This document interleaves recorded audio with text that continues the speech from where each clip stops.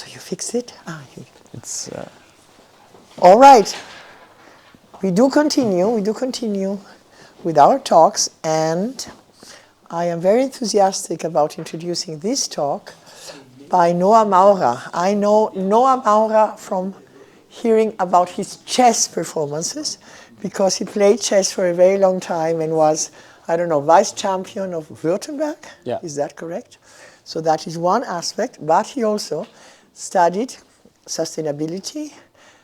This is the main topic at the University of Leiden, the campus in Den Haag, did his bachelor and on sustainability, and now he's doing his master's at the University of Erasmus, at the Erasmus University in Rotterdam. So there is a connection already. And he is young, as you can see, and I want so much to hear, the young people, their opinions, and he also worked on the topic of sustainability, belonged to Friday for Futures for some time. So now we will hear what you have to say about the power of youth in climate change. Thank you. You'll introduce yourself also a little bit. Yes. Yes. Yeah, thank you for inviting me and having me. It's a pleasure to be here and to be presenting my work, what I studied, also how my role as a young person and my activism and work in sustainability is feeds into this presentation. So it's really like a snapshot of into how my thinking and my action in sustainability has evolved. So I'm very pleased to present that to you.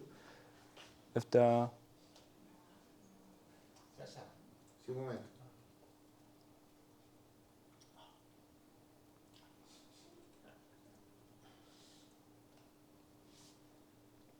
Yeah. Okay.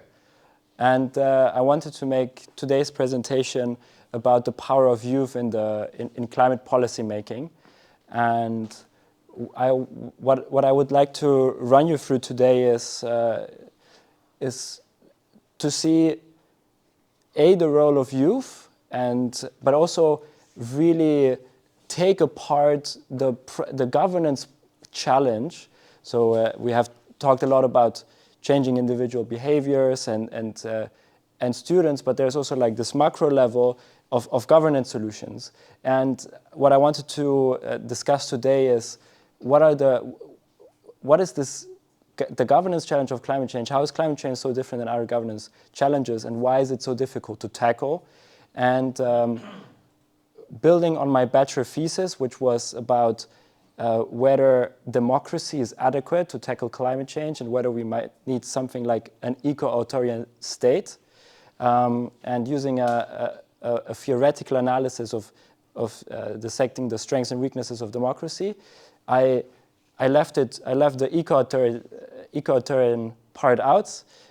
My conclusion was we need to stick with democracy. That's the very short version. And today I wanted to focus on democratic governance and the role in youth of that in that process. And to set the scene, why we need bold climate action, what are current policy and temperature trajectories, and what implications does this have for policy making and governance. Again, why is it so difficult to tackle climate change through political measures? I will introduce the policy making process adapted to climate change, challenges, opportunities, and the role of youth in this process, and then evidence of the power of youth using the event of Fridays for Futures in Germany and what ramifications had on politics. Very interesting research from there, and sketching the path forward, what else can we do and what needs to be done. So I already got introduced a bit. I grew up not far from here, maybe 50 kilometers south in Reutlingen, and so it's kind of like coming home, which feels great. I moved to the Netherlands for my studies. Yeah, for my studies, related to sustainability. I did my bachelor in governance, economics, and development because I really wanted to delve into understanding society and the mechanisms and not just on the environmental level, but what drives positive or negative behavior. And now I'm doing my master in global business and sustainability at the Rotterdam School of Management. So trying to go more in the direction of action. Since I thought there was a few students, I wanted to kick off with some questions for you. So what is the current temperature increase that is already here and now? So how many degrees are we above the pre-industrial temperature increase? You mean the global average? The global average, yes, right now. Okay, you're asking? Yeah, I'm asking, yes. I would say 1.3. You say 1.3? Do you have other guesses? 1.5. Right now? 1.5? 1.2? Well, wisdom of crowds, it's actually 1.2. We're close. But this is already quite a lot because this relates to my second question. What is the temperature goal under the Paris Agreement? 1.5. Well below 2, but ideally 1.5 exactly. So it's already very evident we're very close to that threshold that scientists and also international policymakers and statespersons agreed like we need to hold this. And our question, what is the estimated temperature increase given the current policies and actions in place? So everything that is in place right now in terms of action, which global warming would that bring us to? What do you think? What is it? Over 3 degrees, 2.7 degrees, or 2 degrees? 2.7. 2.7?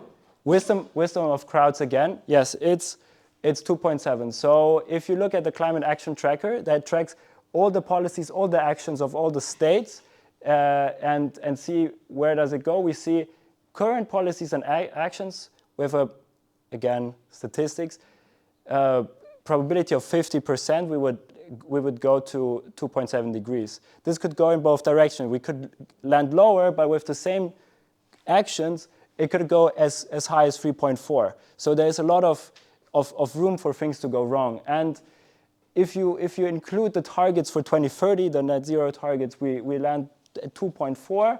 And all the pledges and targets, so what has been announced but not really implemented either in policy is just sort of like greenwashing from states, maybe 2. And the most optimistic scenarios, so if all the pledges for 2030, 2050, and by the end of the century, we might get to 1.8. So unfortunately, 1.5 is already kind of out of the window because of delayed action. And what I want to stress here is also, because when we talk about climate action, one thing that is key is time. And we're running out of time. And the problem is, if you look here, this yellow line is the 1.5 degrees compatible decarbonization trajectory. And those other trajectories are where we are at right now. And if I want you to take away one thing in terms of policies, by 2030, compared to 1990, we need to halve emissions to get in the corridor of 1.5 or below 2. And then from 2030 to 2050, we need to halve that again. Not half. We have to get to 0 from then. So we need a very steep increase in the first period, and then we have a little bit more wiggle room. The more we wait, the higher the damages and the higher the cost will be. And why is this so important? Because this has real implications for policies, for interventions, for taking action, because we have time, we have 7 more years, 6.5 more years until deadline day, and then we need to see where we are. And so it doesn't look good. There's some positive news that we start to peak with emissions. So there's evidence that it doesn't go up anymore and we start going down, but we should have already been halfway of halving. So we're not on track, and that's not good news. And why this is so important, this is a very recent study that quantifies the importance of sticking to the 1.5 degree target. And why that is, tipping points, we had it of like difficult words. Tipping point is one of them.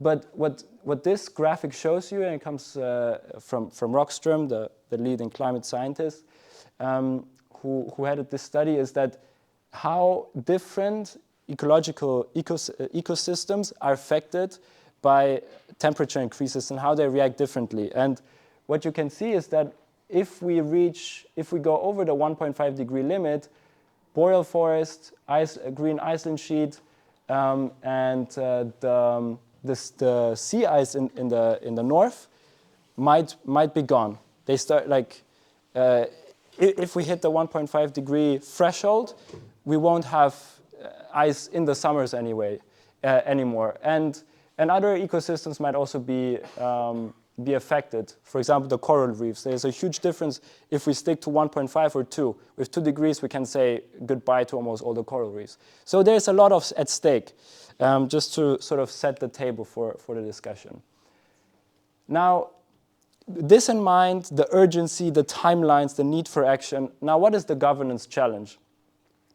The governance challenge is that the expectation of governance and of politics has dramatically changed with the event of those existential ecological risks. The historic purpose of governance has been, well, state was created to provide security to early citizens. They had a standing army that could protect them. As the economies grew and political arrangements got more sophisticated, there was more room for political representation, the emergence of parties, and more sophisticated ways of aggregating interests. But what it was almost always about was either security, social issues, or economic development. Those were the salient issues that are driving politics. But now the fundamental challenge is that sustainability is a very different type of policy animal. It has a completely different character. Why? Because it combines these characteristics shown here, which you don't really see with all these other policies like economic policy or social policy. Time frames.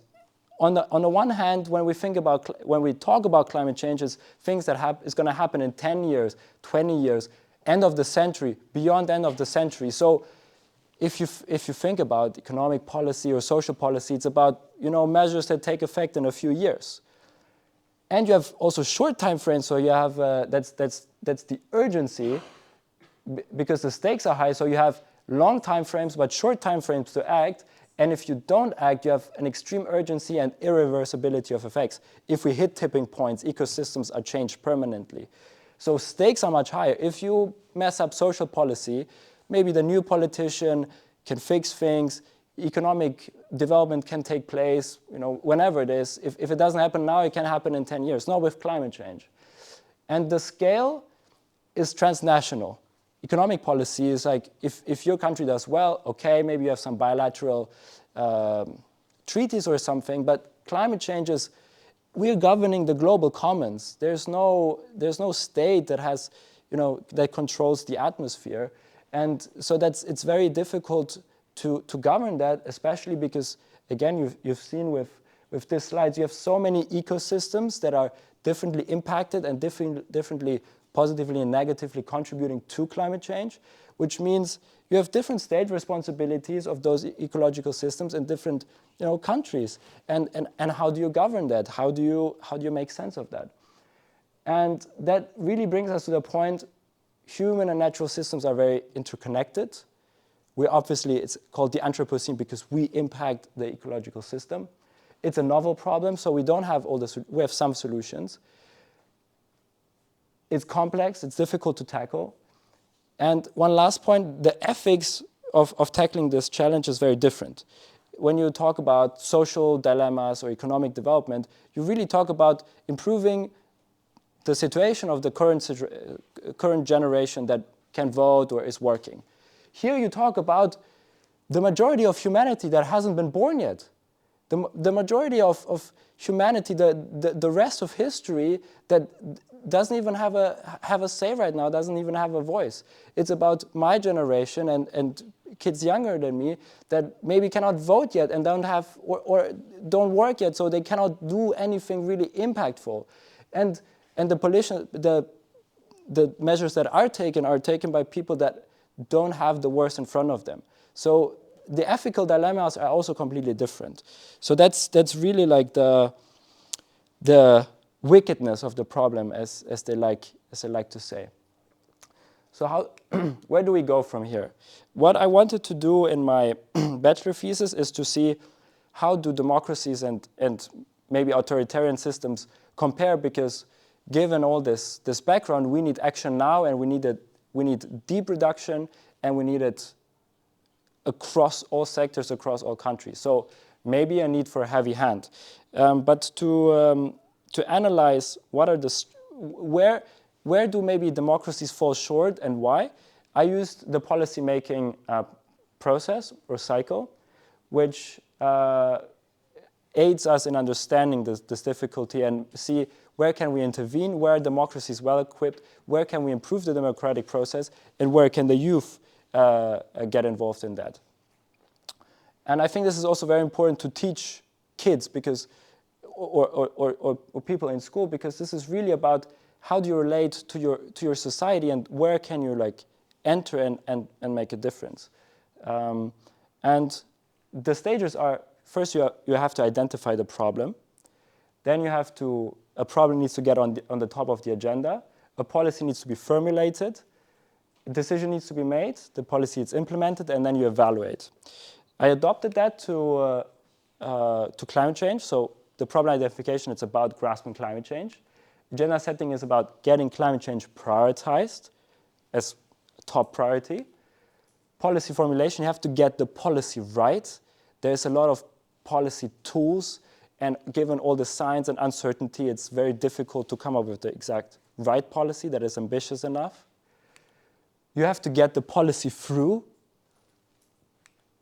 You have to get it done large scale and across sectorals. And once you implement the policy, it's not a one-shot thing. Tackling climate change is a decade, if not century-long process. So you need policy innovation, experimentation, and learning from your mistake and adopting best policies. So this is the theoretical model I worked with. And before diving into each of them, I identify three main areas of difficulty that really block us, actually at all levels, to take the appropriate action. The first one and the obvious one is focus on the short term. We have biological biases to if we see, there's this famous experiment, the marshmallow experiment. You give it to a kid, you say, if you can wait, you can get 2 marshmallows. If you can't wait, well, you only keep 1. And the majority of people, they tend to like leash on the short term. And not just from a personal point of view, but also our systems are geared to the short term. If you look at political cycles that are short, only a few years, and if you talk about businesses that they have quarterly returns on investments, these are extremely short, time spans, which really impede long-term action, which we need for sustainability. Inertia, people are stuck in their ways, mentally, but also habitually. But most importantly, the systems are stuck in their ways. You always have to get a majority to get anything through. So if you don't have a majority, you don't have a political or policy breakthrough. Unfortunately, progress and leadership comes from the minority. So this inertia and majoritarian decision-making is sometimes blocking the right decisions. And discounting, we talked about it. Economic models really aid in developing the right policies. But if you have high discount rates and you think, oh, the future generations, they will be able to deal with it, that is very, very detrimental, because you just postpone all the costs and damages to future generations. And unfortunately, this is very common to discount way too much and not appropriately account for existential risks, which then you should do almost no discounting at all. So if we go to the problem identification stage, one of the challenges that could be said democracies have is that they have a hard time grasping the complexity. I mean, all we talked about today was even even for simple phenomena like weather to grasp the complexity of it, and climate change is so much more complex. You need to understand so many things: the drilling of the ice, how CO2 impacts the atmosphere and different ecosystems. So, and our elected politicians, they're not scientists, they're politicians. So they might lack the scientific knowledge to grasp it, the scientific literacy, or just feel the urgency. What is the opportunity if there is a natural disaster or something happens? It happens to the citizens, which are then unhappy with their government, and they can bring up this issue. So they identify relevant issues, which is very good. And democracies have, so this is again in light, I'd contrasted authoritarian states and democratic states. What democracies are really great at, they have a high degree of information transparency. The government says what it does or what it doesn't do. Citizens have free access to information on the internet through scientific outlets, so they can get informed. And then, what is the role of youth? And this is you're really aiding with this part very, very much. You're informing them. You're teaching them. You teach them to be critical, to speak up. And this is really what can be done. And here's a few suggestions. Funny that I think it's no coincidence that Greta Thunberg's climate book takes this illustration of the difference in temperature as a cover. So here's some good resources I'm sure you're all aware of. Then this point of agenda setting is now where the problem starts to become actionable. It needs to get on the table, it needs to get on the agenda. And again, what I alluded to earlier is that democracies have a long-term blind spot. Political cycles are usually 4 to 5 years, where a politician is elected, and it's often about pressing issues. Is there an economic downturn? Then usually politicians try to fix the economic situation, provide jobs. Is there some social injustice? They tackle that, which often gets the top priority because this is what got them elected. This is what feels most pressing to voters. But this crowds out the topic of climate change and the urgency to act on it. So if it's not sufficiently prioritized, or if there's high discount rates and politicians think, oh, we'll have more resources in the future to tackle that, climate change is not going to get tackled properly.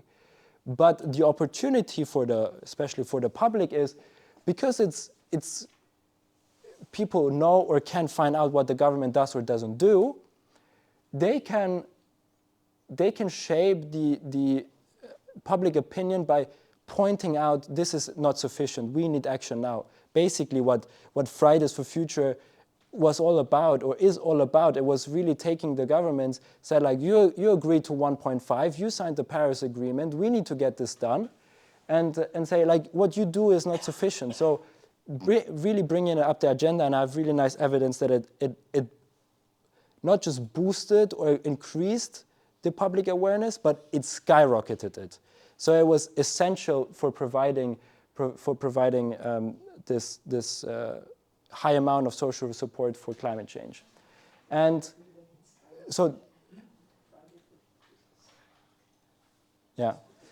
So the ways to intervene is through public opinion and approach representatives. So especially in Germany, there's a system that when you do elections at the federal level, you select your district members to represent you. and they might have their office in Berlin, but they're reachable. You can contact them, and this should happen everywhere. If your students ask you, how can I get involved, they should find out who is representing them at the national level from their district, and send them letters, send invites, and ask them to bring it on the agenda so they can feel the heat. Once the topic is on the agenda, another crucial part is to get the policy right. Again, a challenge with democratic policy formulation is that scientists are not the prime or the people actually writing the policy. It's elected politicians, and people don't like when they're too technocratic and too scientific. So that blocks to get the policy right in terms of all the science that is needed to get it right. Furthermore, there's a large amount of evidence, especially from the US, that the fossil fuel industry has heavily lobbied against climate action, actively seeded doubt in climate science about the uncertainty.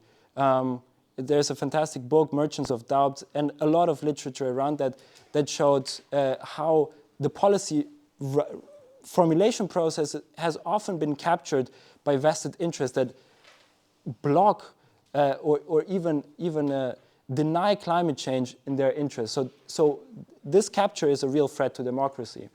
But an advantage of democracy is that some of the most advanced universities and technological powerhouses are situated in democracies, which means if you have a policy idea, you also have the innovation capacity in your country to back up that idea and bring solutions forward. So there's a high amount of technological and also cognitive capacity to find solutions, which many authoritarian systems don't really have.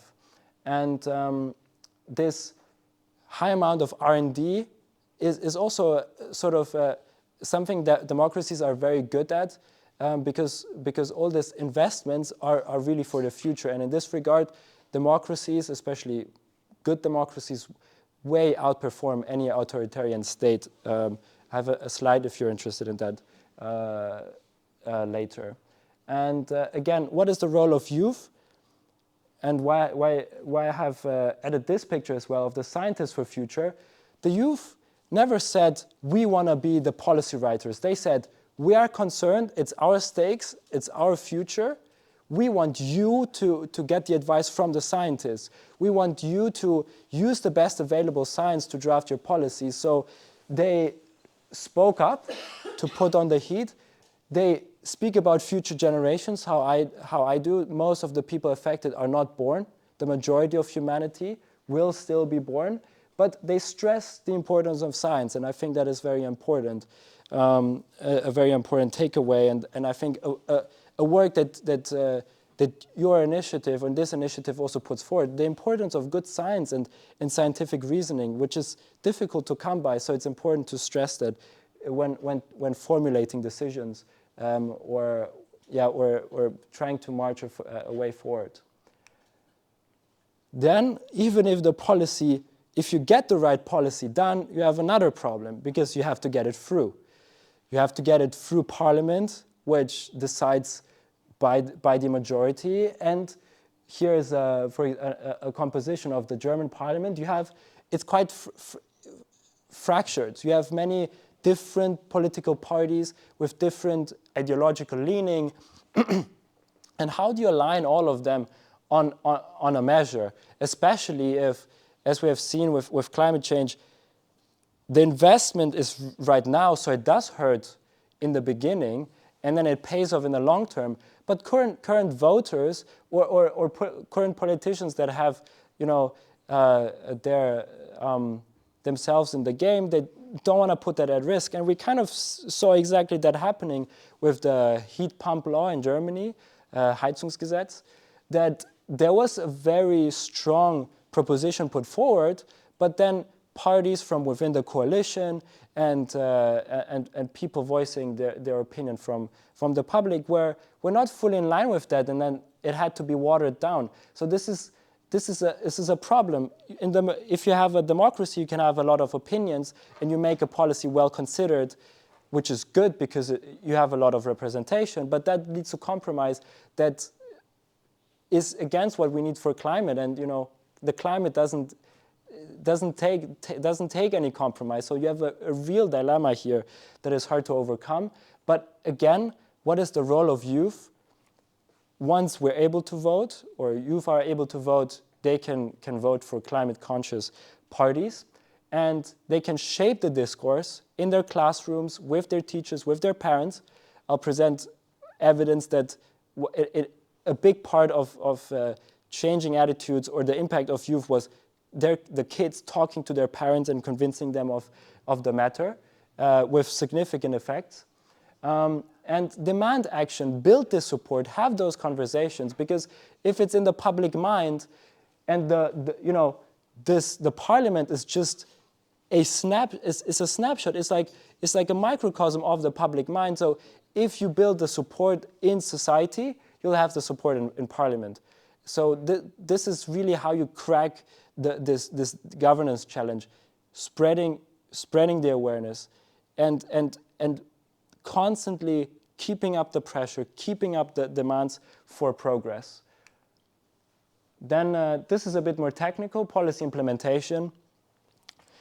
Ideally, you would have like a one-shot, macro-scale, national, or even like European level legislation, which luckily we have in the last few years. I would want to argue also as a result of all the pressure put on by Fridays for Future. We had EU legislation, which is a big breakthrough, and also national parliaments that have been reacting.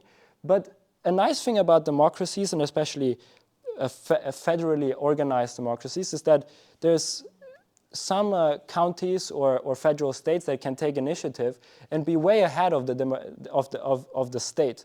A very good example of that is in the US. California is one of the biggest environmental policy, if not the biggest, innovator, on track with renewable energy, one of the earliest to adopt this. And a nice thing to know is, okay, you think like, this is California, what does this have to do with us? Well, we are here in the south of Germany, the hub of German car making. And actually, what they do is, because they also sell in California and they don't want to create a car that is adjusted to every single country's policy, is they take the most ambitious policy when they produce their products. So our German car makers take California as a benchmark, what regulations they have to adhere to. So you also see with those governance mechanisms, you can have innovations taking place at different levels. And if there's an effective measure at like a county level or in a federal state, the national state can take this, can learn from this and implement it. So it's a dynamic process. This whole model is dynamic. There's a back and forth you need, also at this stage. Maybe a decision doesn't get passed, then it goes back to the policy formulation process. There's an alternative version, and then it gets passed. So this whole policy cycle is iterative. It's not linear. So this is also an reiterative process. And what's the best way to get involved here? Well, and this is going to be like my recommendation and what I would like to ask of you to tell your students: get involved where you are. When I got interested in the matter, I started joining the youth council. I started talking to the political parties there, to the political leaders in Reutlingen, and we set up projects together. They got involved with helping us with our Fridays for Future demonstrations, and that built support so that we were able to like talk to the mayor and get him committed to climate neutrality by 2040. So this is a great way. We have regional representation. So as youth, it's really critical to get involved. If you feel anxious, if you feel like you want to do something about it, democracies have an outlet for you to do something. So do something about it. And also an important point: we need all hands on deck. We need the politicians, we need the scientists, we need the teachers, we need the students, we need every professional. Every job is a climate job. And there's also a message to give to students, you're all needed now or in the future, and we need everyone really to pull together. And where you are is the best place to start. And the final stage of this process is policy evaluation. And this can also have great impact to constantly check and scrutinize how well does my country perform on the climate measures and what needs to be done. So when you study political science and you get introduced to this model is that every policy solution that you creates another problem. It's maybe less bad. If we fix climate change, we have a lot of costs to pay. But these costs, economic costs, are a better problem to have than an uninhabitable Earth. And the opportunity for youth is to really see, is this policy good enough? How does it match up against the trajectories that we have and the decarbonization that we need to get to, and to scrutinize this. And again, you can, at the policy level, you can mix different policies, see what has worked best, which innovations where, and why has it been effective, and adopt it. So it's constantly about learning and evaluating. And one really nice example of why evaluation is also so important and can like constantly ramp up more ambitious policies is in 2019 the German state passed a climate law which put their commitments in the Paris Agreement, which is international, but as if you study a bit of international law, it's binding on an international level, but if you don't comply, there's no consequences. The German state put their climate commitments in a national law and committed to a certain reduction, 55% by 2030, in this law as part of the package.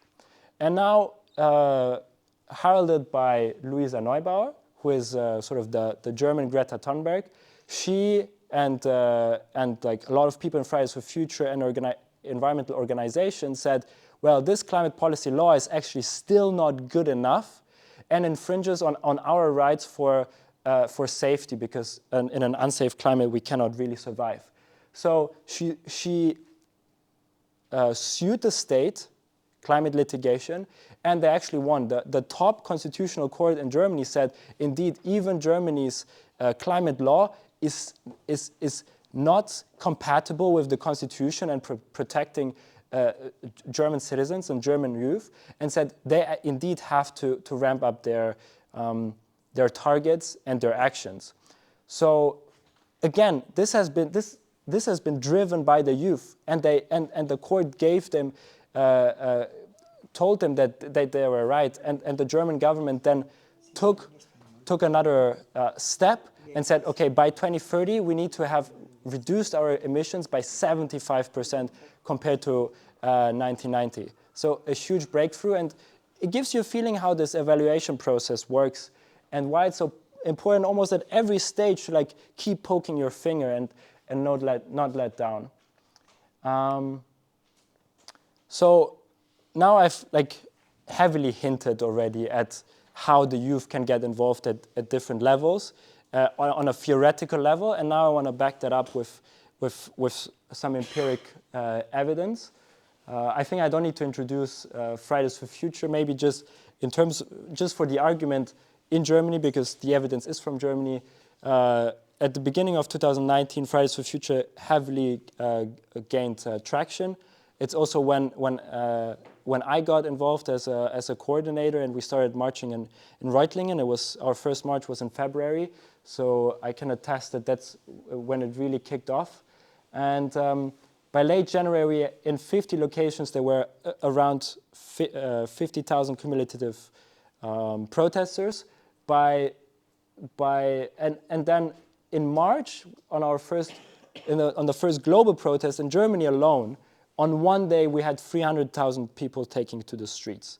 And I mean, they were also like very prominent in Italy. I don't know how much in Spain, but the streets were full and it was all over the news. And now the question is, what was the real tangible effect, if anything?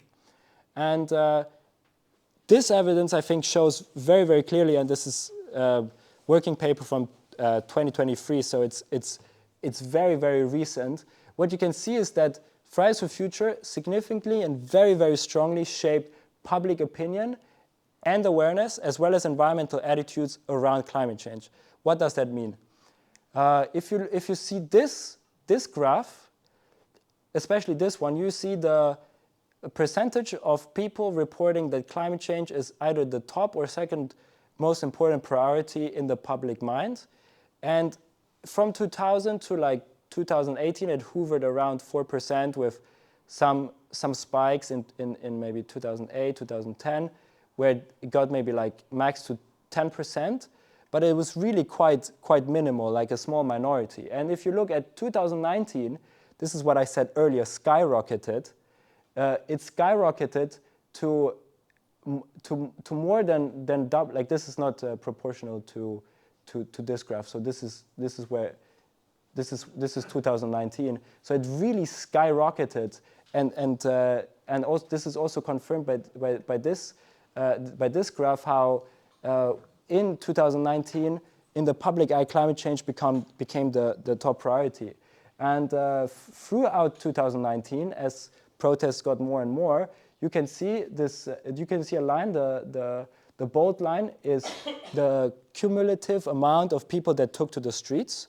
So not every time how much it was, but over the period of time, and how the prioritization of climate change grew with it. So you see a very strong, solid, and significant increase. So this is the agenda setting part and building public support. So important to get the policies on the table and get them through. And what effect that had are these. I mentioned the laws that were passed in 2019, the climate law, and then the court, the Constitutional Court approval of Fridays for Future, and then a result in political terms. It was the CDU's worst, Christ Democrats, right of the center, worst election result in history. Just a moment. Just for the foreigners. Yes. Explain what is the black, what are the colors? Yes. We don't see it. Yes. And what are these parties? So, okay. Green is the Green Party. Red are the Social Democrats, one of the major political parties, together with CDU. These are the Christian Democrats that are right of the center, but right of the center, and have been ruling with Angela Merkel for the last, up until that point, 16 years. And then you have well, not socialist, but the left-leaning parties. This is the right extremist party in Germany, and this is like others. So which year are these? This is from 2021. The elections from 2021. Yeah. Okay. So these are the elections. Oh, sorry. These are the elections from 2021, and this blue line is the votes the Green Party got historically. So you can see that this has been by far the most successful election campaign of the Green Party, and they increased by 5.8% in comparison to 4 years before, so 2017. So this is really staggering. Yes, but are you? Sorry, I already started the discussion. Are you saying that Friday for Futures created that? Yes, and I'm going to back it up. Okay. Part of and now there's a paper that I found published in 2013 that tried to disentangle that. And what they did is they took the amount of protesters in each district and tried to plot it with changes in votes for the Greens, and they saw a correlation of 13%. So a unit increase in protest, or like a standard deviation in an increase in protest led to explain 13% of those results. And and the mechanisms of change are quite sophisticated and I think very nice to explain. And they tested those empirically. If you want the paper, I'm very happy to share it. They asked parents that, because what you see here is that the Christian Democrats lost a lot and the Greens gained a lot, but there has not been a major difference in turnout of voters. So it was roughly the same amount of voters compared to 4 years ago. So what has changed is that votes shifted. And one of the main reasons why there was such big of a shift, because most of the students were not able to vote, is they talked to their parents. And many parents changed their political attitudes and started voting for the Greens instead of other major political parties, most prominently the Christian Democrats.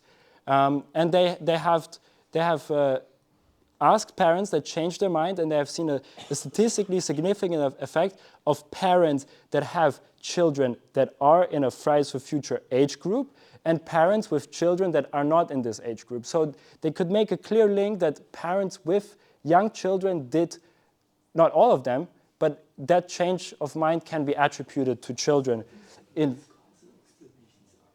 No, but it's correlation. We try. These are mechanisms of change. It doesn't fully explain. So this is one way children affect outcomes. Then, and this is again empirically backed up. The more protests that were happening in a district, say in Reutlingen or in Tübingen or wherever, the politicians from those districts reported significantly more communication about climate change on social media. So the more politicians felt the backing from their districts, the more they started being more public about climate change and positioning themselves pro-climate, because now it would give them a political edge. So this has also been shown empirically, maybe not causation, but correlation, that the more protests, the more public support, the more people would speak up.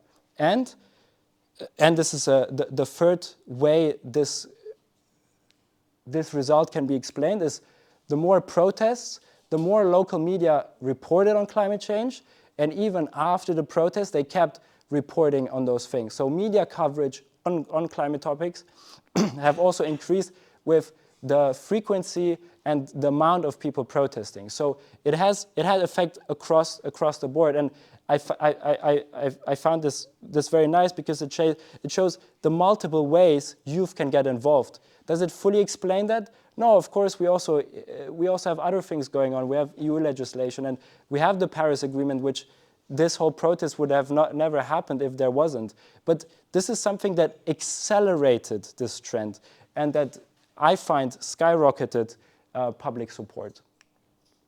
And now, because we talked about activism, I wanna finish my presentation with a little bit of a discussion, because this is, I think, quite relevant. With COVID-19, it was not possible to obviously protests in the streets, and I think that was having this presence in the streets was really what it was all about. And now, and even after COVID, it didn't really pick up again.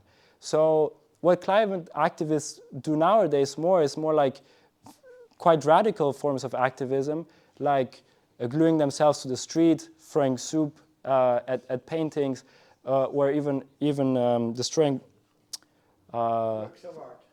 works of art, infrastructure, or blocking things. And now my question, and I would have liked to, I thought there would be some students, so I also wanted to hear students' opinions. Sorry. Do you think this is effective? Yes, no, and I want to now open the floor to you.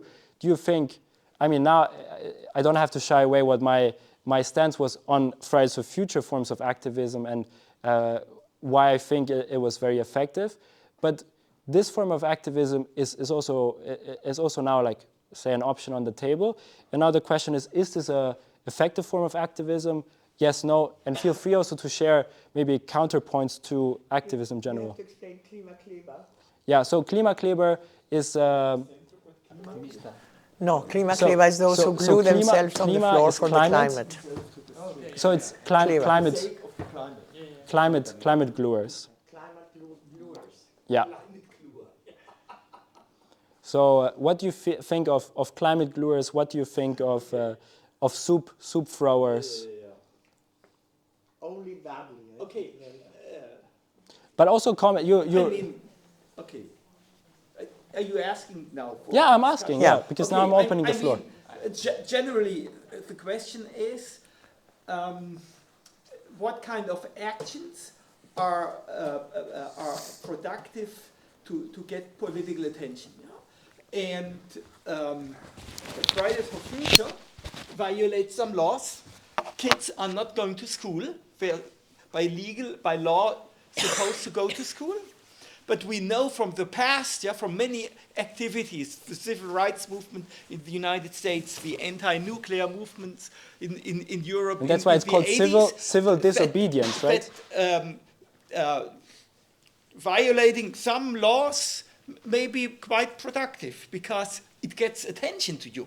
I think if the Friday for Future people would have said we protest Sunday morning at 10 o'clock, maybe the churches would have protested, but the rest of the world would not have noticed it. Yeah? And the climate clue, okay, they are really creating a lot of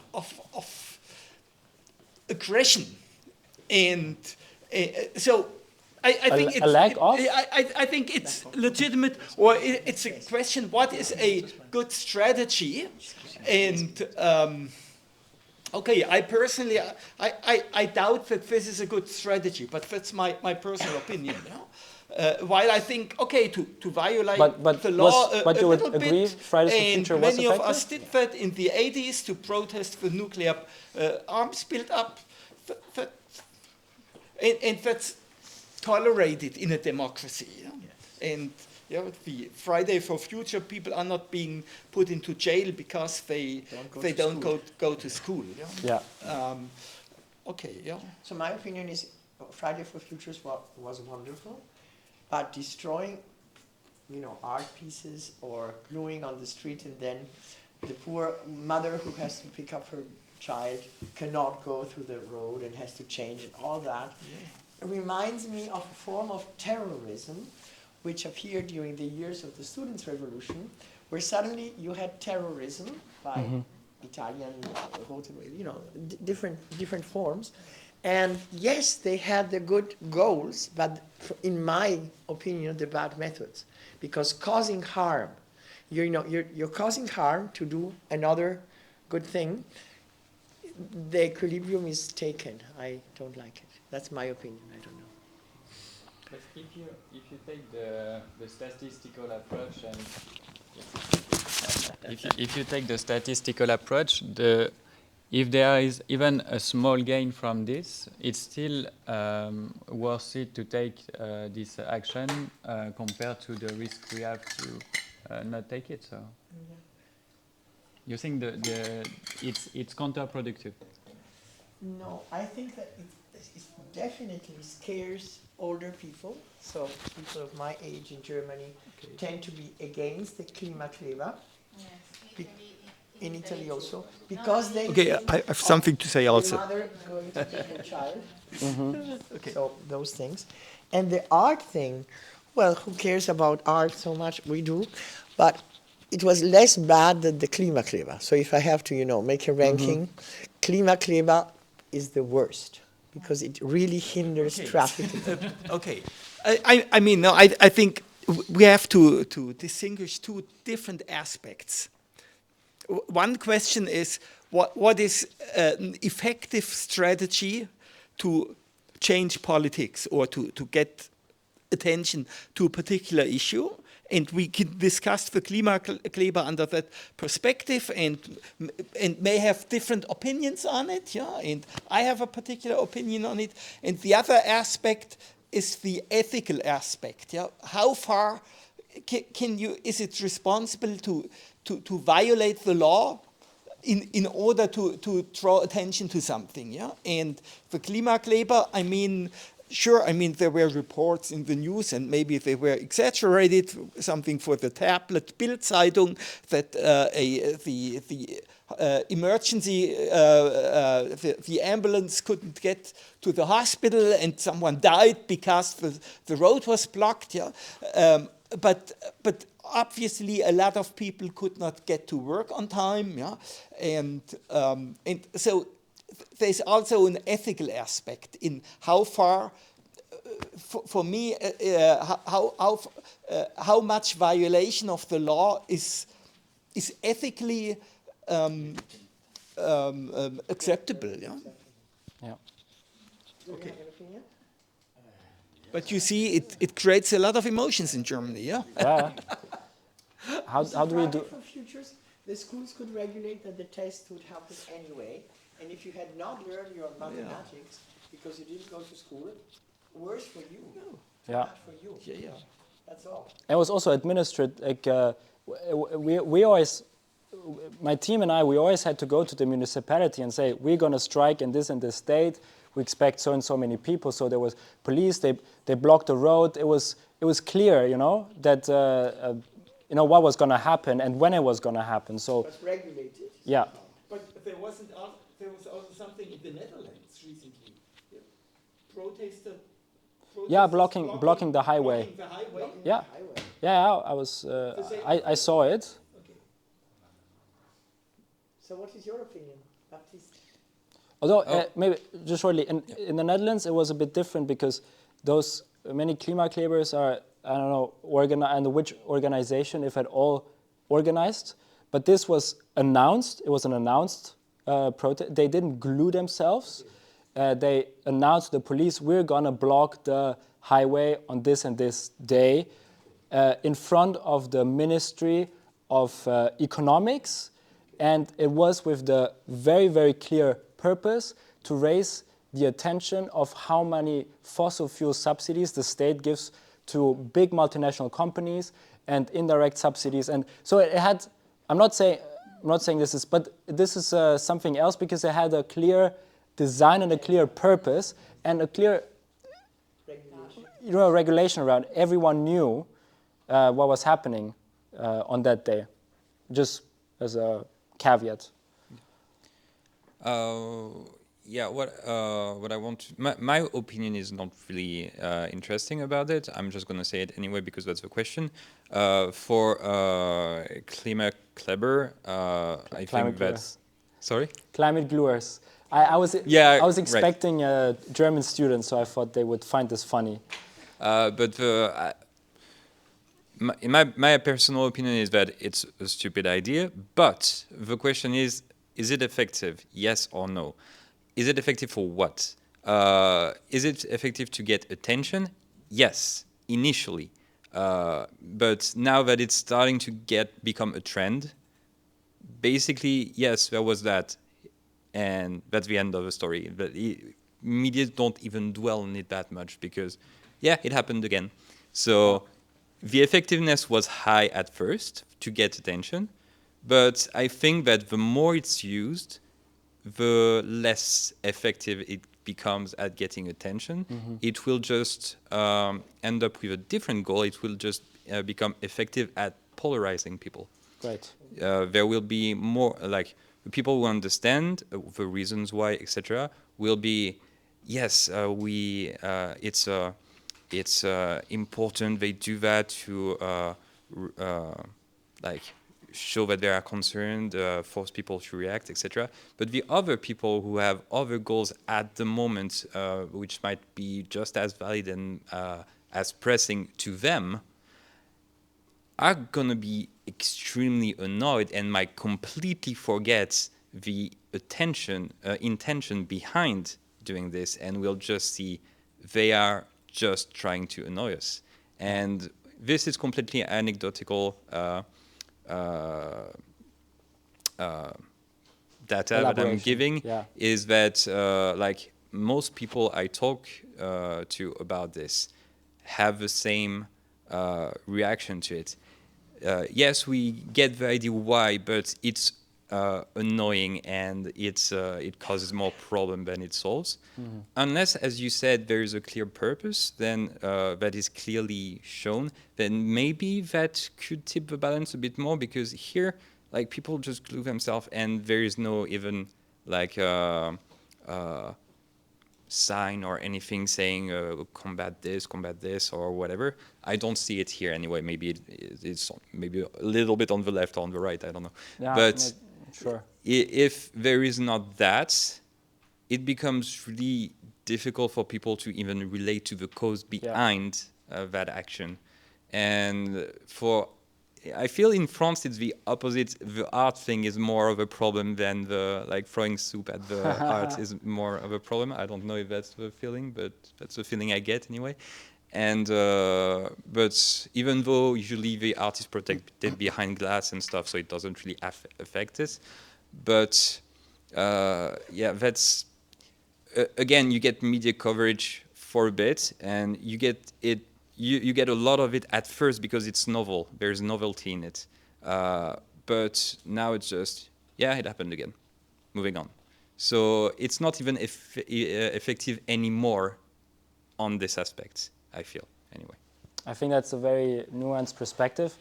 By the way, I'm also against that form of activism because I think it has a poor intervention design. Like it's not clear how this intervention relates to climate, and B, I think it taps into the wrong kind of emotions.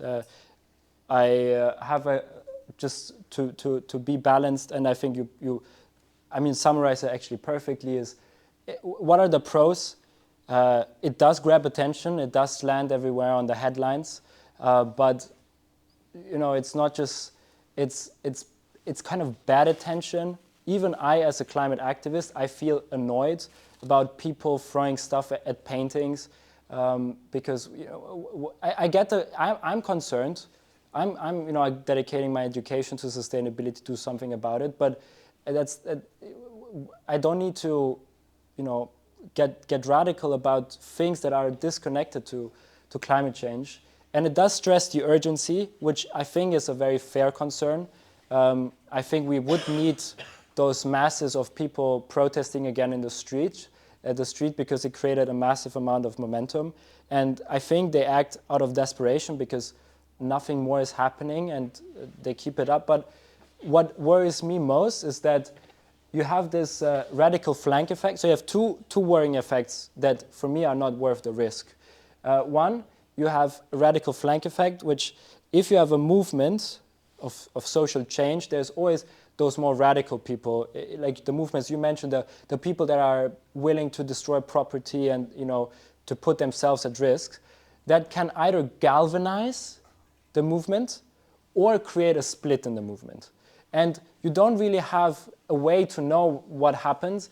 And I think what anecdotal evidence hints at, and what my gut feeling is as well, when I talk to people concerned about climate change, it has more of a dividing effect within the movement. I know more people that are happy with Fridays for Future but not happy with radical activism than I know people that would say, okay, radical activism is the way. And also what has been widely hinted at, especially people, not young people that are concerned about it but also want to get about their day, bring their children to work, do things. They get disrupted in their ways that doesn't have much to do with them. Like this intervention in the Netherlands had it was in front of the Ministry of Economics, so it was about the abnormal subsidies going to fossil fuels. So it had a clear purpose, but this just hurts normal people that just want to go about their day. So, and the evidence shows that people start being less in favor of climate change because this negative connotation and the support for that reduces. So I would say if protests, get involved in local stuff, approach your politicians, but not this form. And we have to go to the to the next speaker? No, not the next speaker. We have a picture, a group picture, Oh, and we have time for a little coffee and then the next speaker. okay. And the